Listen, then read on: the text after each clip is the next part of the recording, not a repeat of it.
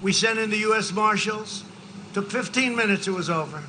During a rally in North Carolina, President Trump appears to confirm what has already been suspected, that U.S. Marshals murdered an activist.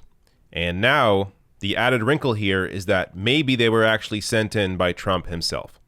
Watch this. We sent in the U.S. Marshals. Took 15 minutes, it was over. 15 minutes, it was over. We got him. They knew who he was. They didn't want to arrest him. In 15 minutes, that ended. Anyway, and they called themselves peaceful. All right.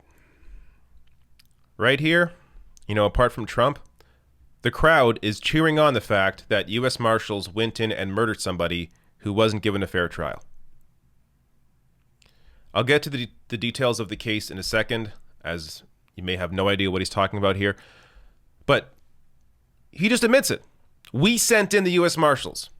Now, it's unclear if, Trump speaks in language sometimes that he doesn't actually mean that literally. But considering the details he's bringing up here, that it was U.S. Marshals, that it took about 15 minutes, they didn't want to arrest him, meaning that they could have arrested him, but they didn't want to. Instead, they killed him. Now, this is over the case of Michael Reinoehl. So the New York Times has a great breakdown here, straight to gunshots, how a U.S. task force killed an Antifa activist. New accounts from the scene raise questions about whether Michael Reinoehl, suspected of killing a far-right Trump supporter, pulled out a gun before officers fatally shot him.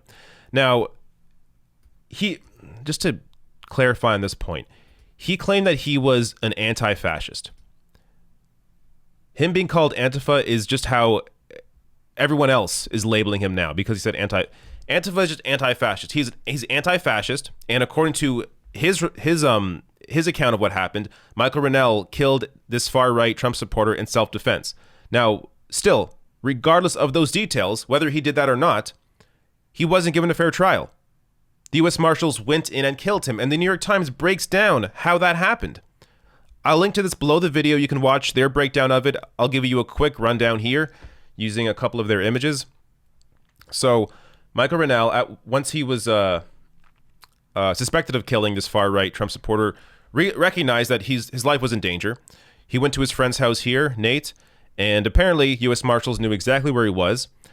They were watching from around the corner when Michael Reinoehl went to his car.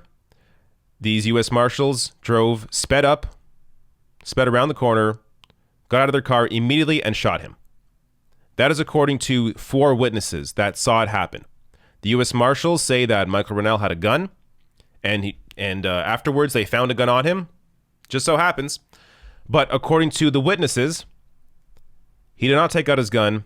The U.S. Marshals didn't even identify themselves. They just got out, shot him.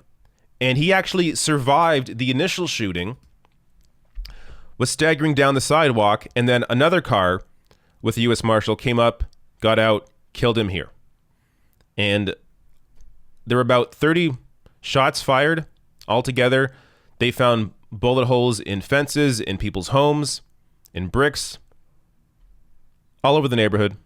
They just shot wildly, didn't care. And that is the details of the case. As Trump said, they didn't want to arrest him. Again, this is Trump saying this. They didn't want to arrest him. What other way can you possibly take this, except that they killed him because they wanted to?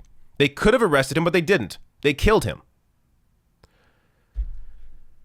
As Spencer Ackerman tweets out here, this is an admission of state-sanctioned murder.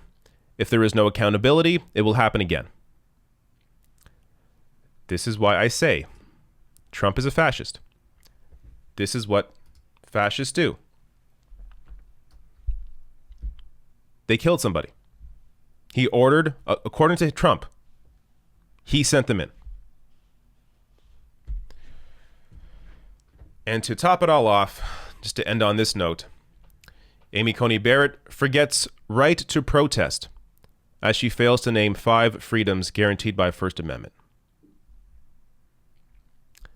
This is somebody who is about to be a Supreme Court justice, just forgot that the right to protest is a freedom.